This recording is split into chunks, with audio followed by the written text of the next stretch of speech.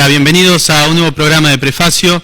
Hoy vamos a estar acompañados de un amigo que, bueno, ya a quien ya hemos tenido acá en el piso en varias oportunidades.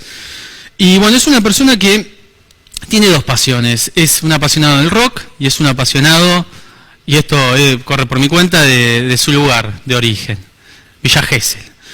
Y como ya lo hemos tenido hablando de rock and roll, hoy lo vamos a tener hablando de Villa Gesell. Él es Juan Provéndola. Santi, ¿cómo te va? ¿Te gustó la presentación que te hice? Cuando metiste una pausa ahí en la segunda pasión me asusté. ¿Qué iba a decir, no? Sí. Che, Juan, bueno, gracias por venir primero. No, gracias a vos por la invitación, muy contento. ¿Te acordás? Bueno, hicimos, vos tenés 3 libros, si no recuerdo mal, ¿no?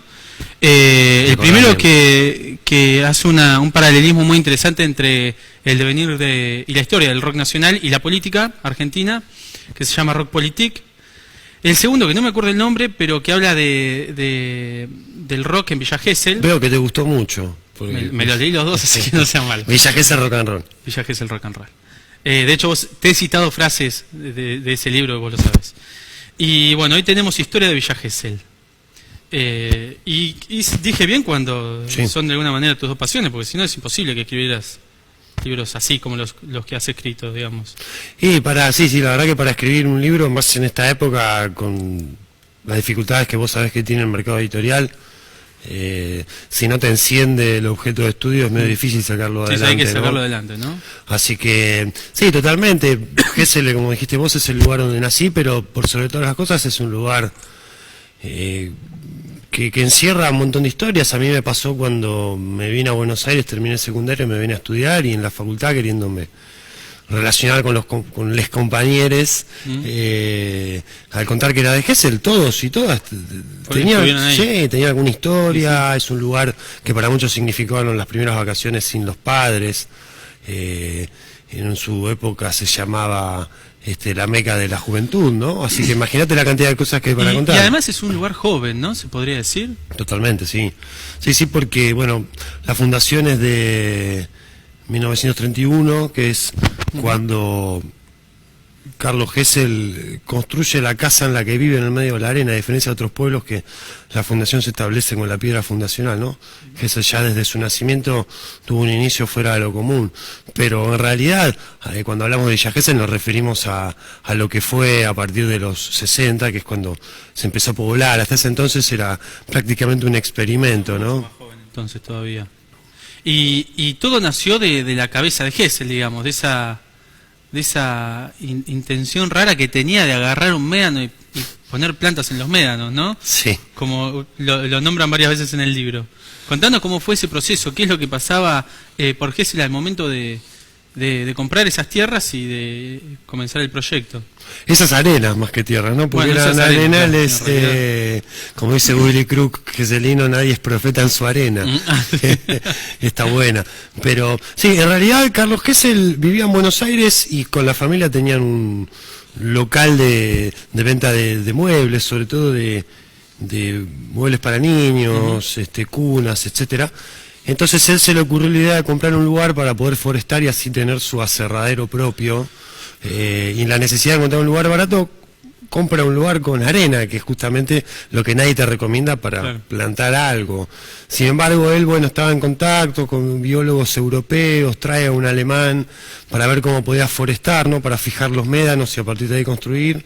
Fracasa, y después él, por su inventiva, que es una característica que tuvo toda su vida, encuentra una manera de empezar a sembrar, y así es como lo que originalmente iba a ser un aserradero, que lo tuvo que descartar porque se demoró mucho, terminó siendo una ciudad que no era originalmente su plan. Y esto también tiene que ver con otras cosas externas, por ejemplo la aparición de las vacaciones como un derecho laboral, con el peronismo, y bueno, la expansión de todos estos pueblos de la costa, no solo Gesell, sino todos los demás, digamos, de Mar del Plata, Mar del Plata, Necochea y Miramar son del siglo XIX, pero de ahí para el norte son todos pueblos fundados más o menos o habitados de 1930 en adelante.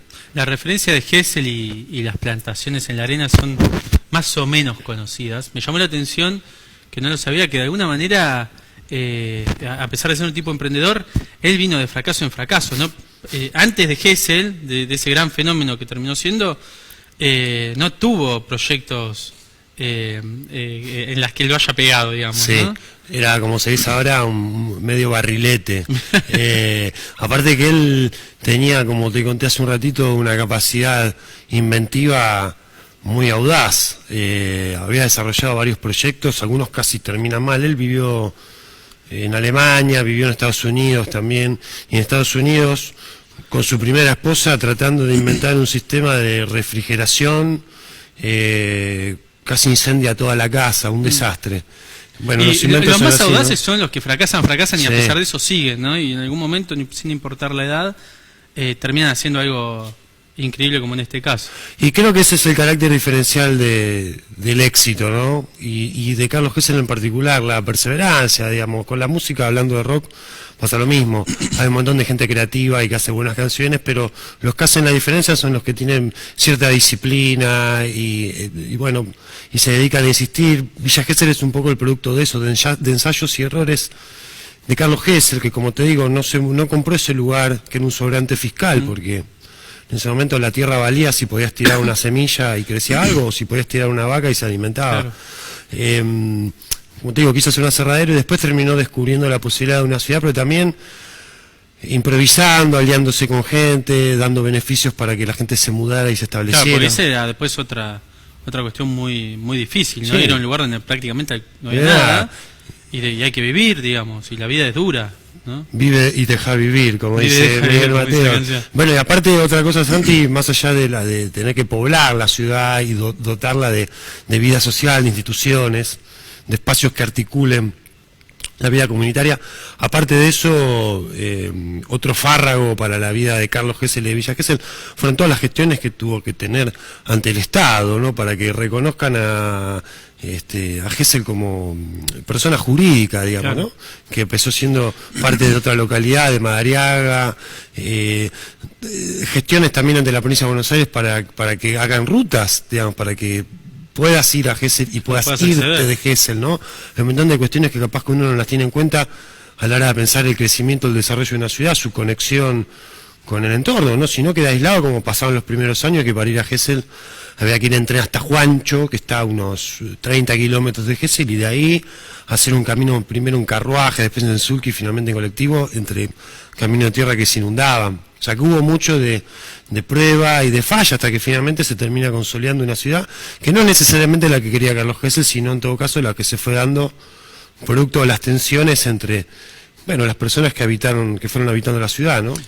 Vos, bueno, contás un montón de anécdotas de Gessel. Yo pensaba, y vos sabés que le hemos tenido acá a Nicolás Colombo, autor de un libro similar, pero de La Plata vos sos como... Librazo.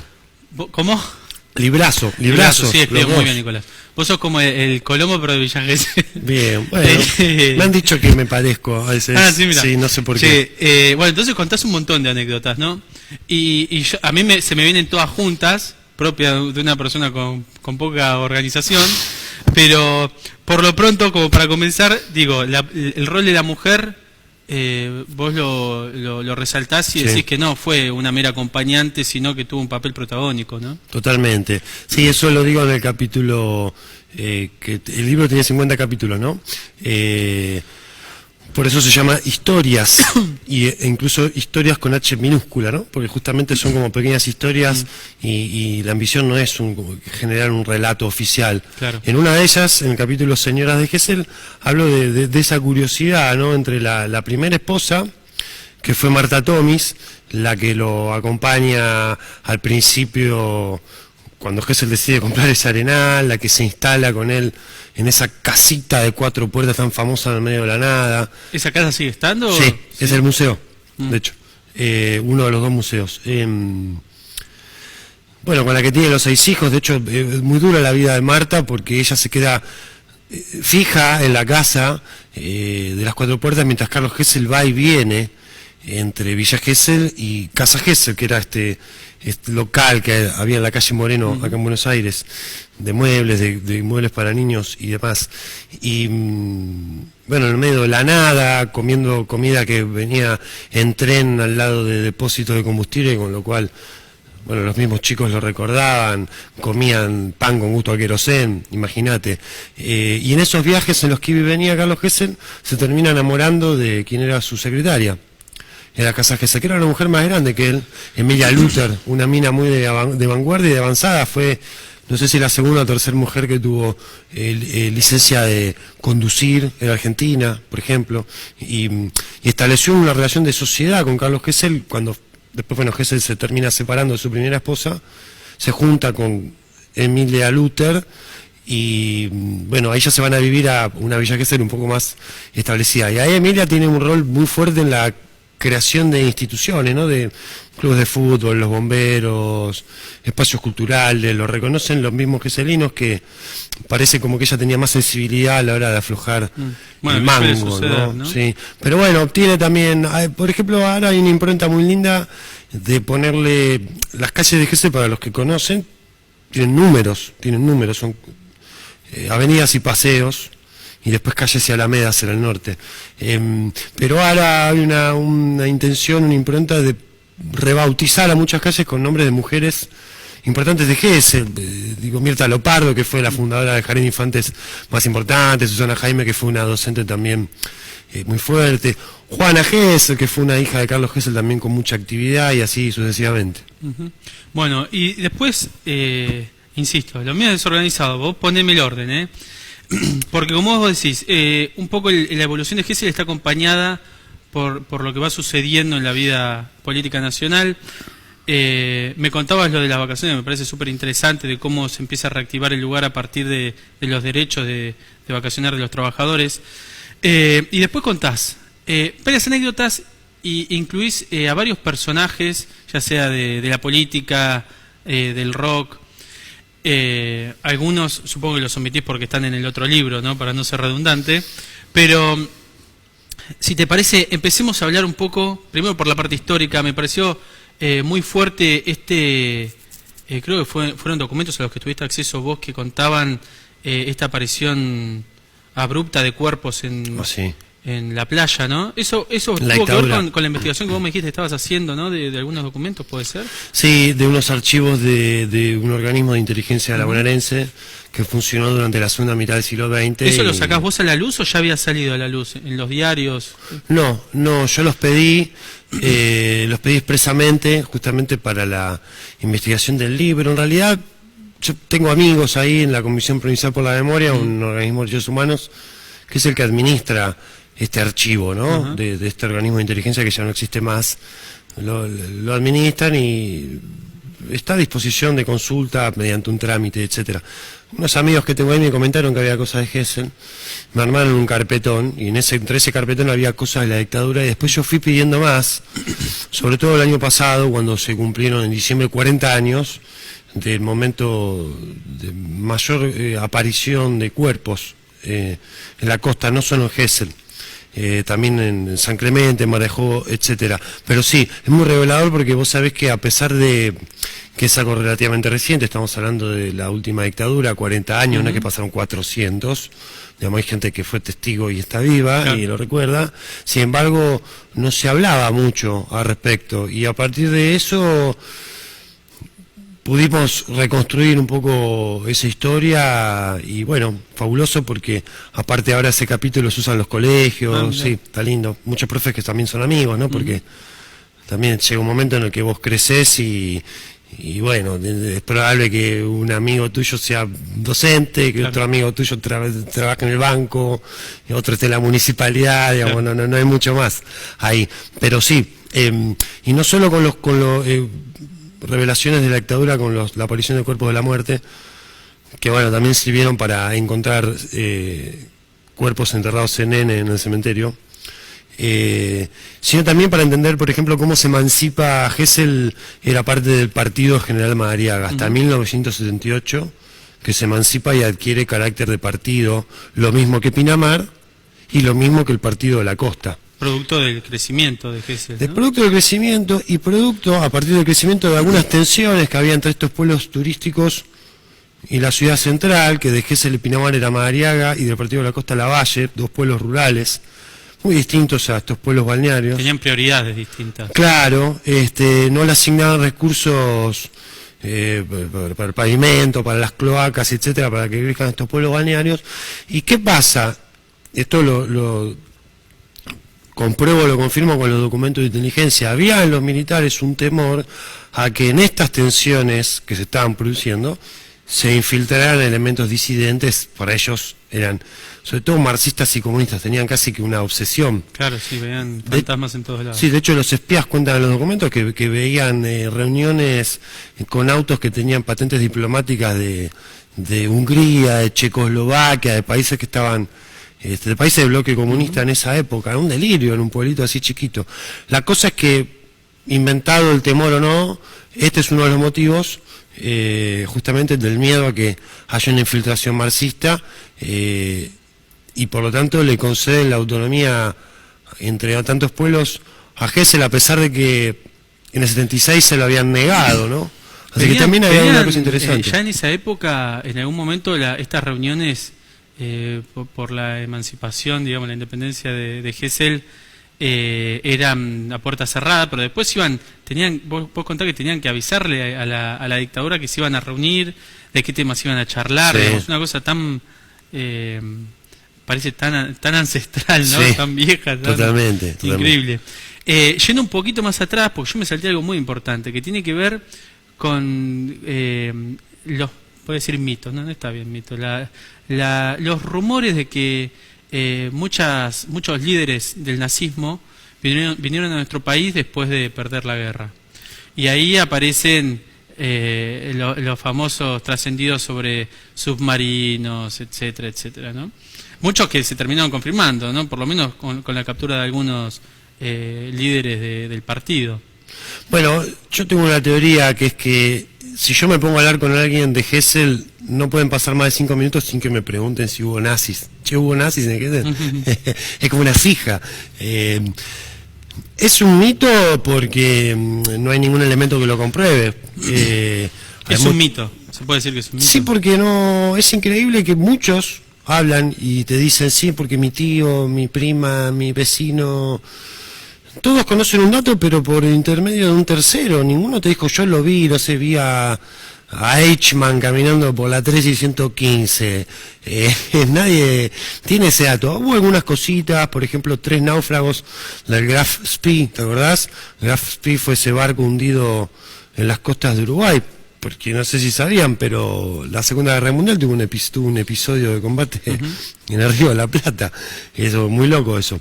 Se hundió ese barco, que era un barco alemán, y bueno, una historia impresionante de náufragos nadando, y se escaparon como pudieron, algunos ante ríos, que era lo más cerca que estaba, y otros siguieron bajando, y 3 aparecieron en Gesell. De hecho, uno era pozero, o sea, los pozos de las cámaras sépticas, digamos, y era conocido por todos. Después hay un documento de la Armada que expresa haber visto pasar un submarino no identificado a la noche, al fin de la Segunda Guerra Mundial, más o menos a la altura del faro Querandí, que es como el extremo sur del partido de Villa Gesell. Y es cierto lo que vos decís, hubo submarinos, que son los famosos submarinos que se escaparon cuando Alemania se rinde, y los submarinos que estaban en el Atlántico Norte deciden no entregarse, porque bueno, obviamente tenían terror de que los mataran, los torturaran. Así que se escapan, y 2 se terminan entregando en el puerto naval de Mar del Plata. Y también hubo jerarcas nazis como Eichmann, como Pripke, que estuvieron por Argentina. Mengele pasó por acá, pero la realidad es que ninguno por Gesell. Pero pasó, por ejemplo, viste que creo que es en Bariloche, que por donde dice que pasaron muchos jerarcas nazis también, que hay como una cultura, debe ser medio del under, digamos, propia del under, pero que hay una cultura de que se venden esvásticas y todo eso. Bueno, que vio Prip, que en Bariloche era un ciudadano calificado, que colaboraba con instituciones, y todo lo aplaudían. Lo que yo voy, ¿eso pasa en Gesell o no son simplemente los rumores de...? No, de ninguna manera. Porque aparte que hay otra cuestión, Gesell es más allá de su mito nazi, es una acumulación impresionante de un montón de aluviones demográficos, ¿no? Bueno, primero al principio fue Carlos Gesell, ¿no?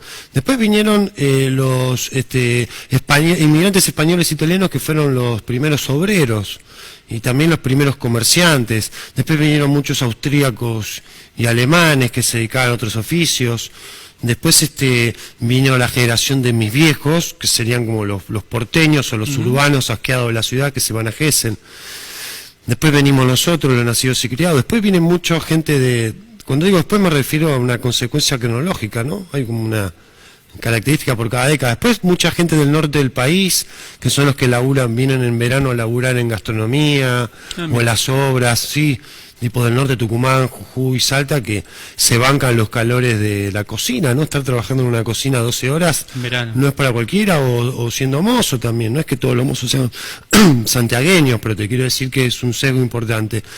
Entonces vos vas a Gesell y te encontrás con un montón de recortes sociales diferentes, inclusive hasta el mismo Gesell, y esto va a parecer filonazi, porque siempre está el chiste que los nazis dicen tengo mi mejor amigo judío, pero entre los hombres de confianza de Carlos Gesell había también personas de la colectividad judía, así que me cuesta creer, más allá del vínculo que Carlos Gesell tenía con Alemania, su padre era alemán, Carlos Gesell hablaba un español con acento alemán, pero de verdad que de los mitos que se cuentan hay miles, hay unos que dicen que hay como unas zorras ocultas debajo de la arena que a la gente le encanta esas cosas, sí, ¿no? que servían para que los submarinos pudieran desembarcar la mercadería a través de unos rieles, todo es ciencia ficción. Fíjate hasta qué punto llegó la mala información que en una de las películas de X-Men que hay una locación de fondo dices sí, dijeron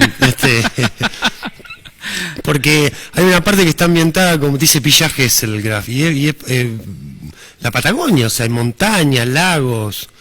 Estuvieron mal asesorados ahí. Sí, justamente es un lugar al que van como a combatir a los nazis. Bueno, yo no miro esas películas, pero dijeron los de X-Men, bueno, necesitamos un lugar donde haya nazis, que ahí no sea Alemania. Ahí había algún argentino desinformado que dijo, che, me parece que en Gesell... Alguno que quería trolear, ¿no? Alguno que quería trolear, el término original de troll, que es como en realidad empantanar un poco la cosa. Claro. Che, pasaron también muchos presidentes, algunos con más notoriedad que otras, digamos. Unos fueron al pasar, sí, que bueno, es natural, ¿no? Pero contanos alguna anécdota que sea, porque incluso hay un encuentro con Gesell, ¿no? De uno de los presidentes. Sí, resulta que un tipo un día aparece caminando por la playa y se dirige hacia la casa de Carlos Gesell. Tuvo dos casas, las cuatro puertas y un chalet que era más lindo, más grande, los dos en el mismo lugar, que es la zona del Pinar Histórico, el primer lugar donde Gesell forestó. Es ahí en el norte, cerca de la playa, a metros de la playa. Entonces un día aparece un tipo caminando con unas alpargatas y una boina, y estaba la segunda esposa de Carlos Gesell, Emilia Luther, esta mujer que contamos que tenía mucho carácter. Y entonces el tipo dice, hola, sí, lo vengo a ver a Carlos Gesell, medio como que se había metido en el jardín de la casa, y la mujer le dice, pero señor, retírese, esto es una propiedad privada. Y le dice, no, bueno, disculpe, pasa que soy el presidente de la nación y lo quería ver, era Arturo Frondizi. Que Arturo Frondizi se había construido una casillita ahí en... No me acuerdo ya si en Ostende o en Valera del Mar, tendría que leer mi libro de vuelta para acordarme. Una casillita de madera. Que es básicamente lo mismo, igual Ostende y Valera del Mar. Es de Pinamar, están pegados, claro. Sí, son los dos de lo que es ahora partido de Pinamar. Claro. Dos pueblos muy lindos. Bueno, se había hecho una casillita que sigue estando, ahora la habita una sobrina nieta. El tipo caminó esos 10-15 kilómetros, había escuchado la historia de Carlos Gesell, que ya... ¿Qué quería conocerlo? Sí, no. Eso mismo, le da curiosidad. Estamos hablando de la década del 50, y bueno, quería conocer, imagínate que en esa época no existía Twitter ni las redes sociales, te enterabas de las historias medio de rebote, que fue un poco como se hizo conocido Villa Gesell, ¿no? Por eso en una época tuvo ese eslogan que fue el balneario que se recomienda de amigo a amigo. Che, bueno, tenemos que ir cerrando. Estoy ojeando para ver qué nos quedaron un par de cosas pendientes. Tita Merelo, Luis Alberto Spinetta, Carlitos es de Panqueque, sí. Carlitos, que me dieron una mano. Yo te voy a contar una cosa, nunca fui a Carlitos, nunca. Bueno, pero nunca es tarde, ahora tenés hasta en Miami Carlitos. Así que yo soy de La Plata y en La Plata hay un Carlito, y yo pasé y digo, ¿por qué un Carlitos acá? pero debería ir. Aparte me dio una mano para imprimir el libro de él y Antonio Ronconi, otro amigo, les mando un abrazo. El Che Guevara, tirame alguno más. Sí, Che Guevara en moto fue la primera escala del famoso viaje en motocicleta que convirtió a Ernesto en el Che. La primera escala del viaje fue en Gesell, porque tenía unos tíos en el 52, imagínate, no había nada. Hay una estatua de él cerca de donde paró, mirando hacia el mar. Inclusive en el libro Diarios de Motocicleta vos sabés que sí, tiene un relato casi poético hablando de cómo descubre el mar, hermoso. Bueno, y las personas que, a ver si lo voy a mostrar porque creo que ni lo mostré el libro, estaba tan enfocado en esta conversación. Che, las personas que quieran conseguirlo. Bueno, les recomiendo que entren al cortito, que entren al Facebook, que es facebook.com/historia de Villa Gesell. Hay unos puntos de venta estratégicos porque es muy difícil repartirlo, pero bueno, si no también hay unos mecanismos de envío, así que comuníquense allí y lo recibiremos con mucho cariño, como siempre pasa cuando viene alguien a Villa Gesell. Ya me estoy postulando, me dijeron, a esa cámara le hablas a la gente, así que me puse en el rol. No hay que ser de Gesell para que te interese este libro, digamos. No, para nada. Son historias cortitas y, como digo, un poco en chiste, un poco en serio, para leerlas en el baño. Porque que es el lugar de lectura por excelencia, ¿no? Aunque a vos te dé vergüenza reconocerlo. Santi, un placer. Gracias por todo. Gracias por venir. Bueno, siempre es un placer recibirte, Juan. Nos estaremos encontrando la semana que viene. Sin Juan, pero seguramente con otro invitado muy interesante. Chao, gracias.